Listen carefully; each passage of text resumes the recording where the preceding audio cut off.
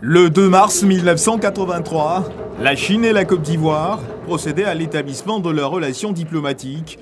2 mars 2018, 35 ans plus tard, cette coopération se porte bien. Mieux, elle n'a cessé de se renforcer au fil des années. Le 35e anniversaire du rapprochement des deux États, célébré en présence de plusieurs membres du gouvernement ivoirien, avec à leur tête le vice-président de la République, Daniel Kablan-Duncan. Une occasion pour faire le bilan de la coopération sino-ivoirienne. En donnant son soutien financier dans de nombreux projets structurants en matière d'infrastructure, la Chine est devenue le premier pays source de financement de la Côte d'Ivoire.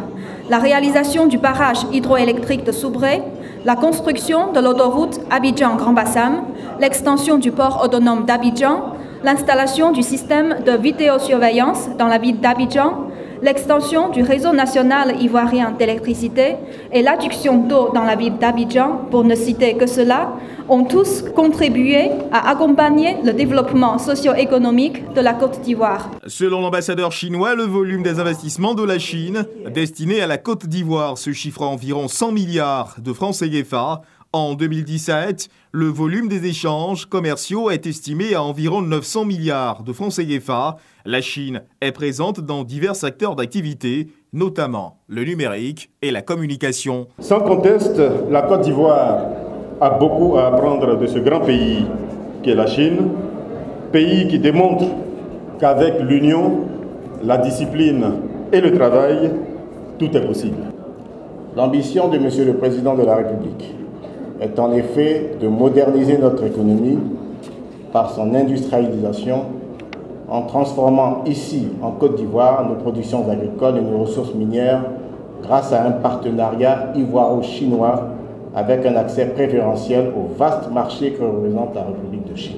Pour 2017, plus de 7500 visas chinois ont été délivrés à la partie ivoirienne avec l'intensification des champs de formation. Cette célébration a été marquée par la présentation d'un timbre symbolisant le rapprochement entre les peuples chinois et ivoiriens.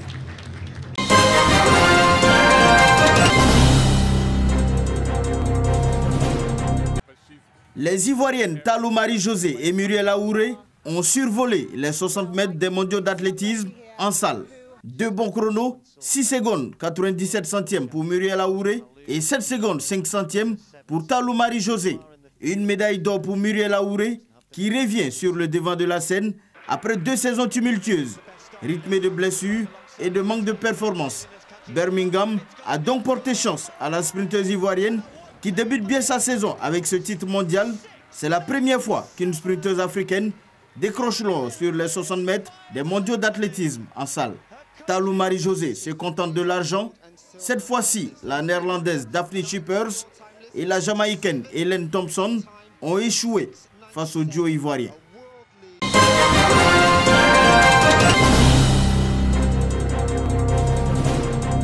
Ils sont au nombre de 20, tous nominés pour la 2e édition du prix ivoirien des meilleurs établissements de santé baptisé Hosto Awards, un prix qui concerne les centres sanitaires du public et du privé de 10 communes du district autonome d'Abidjan.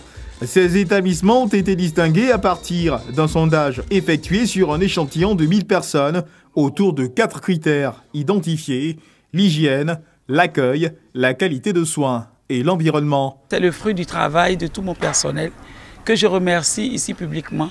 Aujourd'hui, le fait d'être nominé ne suffit pas. Nous devons travailler dur pour mériter cette confiance de la population. C'est la joie, ça veut dire que quelque part, nos soins sont appréciés par la population. Et donc, ce qu'on peut faire, c'est d'aménager nos efforts de manière à leur procurer toujours le bien-être. Hosto Awards vise à permettre aux établissements sanitaires d'améliorer la qualité des soins administrés aux patients. L'étape suivante, c'est l'étape scientifique. On va ajouter d'autres éléments aux précédents critères, c'est-à-dire la gestion des déchets hospitaliers, parce qu'un malade ou bien un patient quelconque ne sait pas comment on gère les déchets hospitaliers. Donc c'est un élément qui va faire partie du reste des éléments qui seront déterminants pour le prochain Super Hosto qui aura lieu dans le mois de décembre. Le 1er décembre prochain, la structure sanitaire qui remportera le super prix Hosto Awards du meilleur établissement de santé sera connue. Le vainqueur repartira avec un trophée et au moins la somme de 5 millions de francs CFA.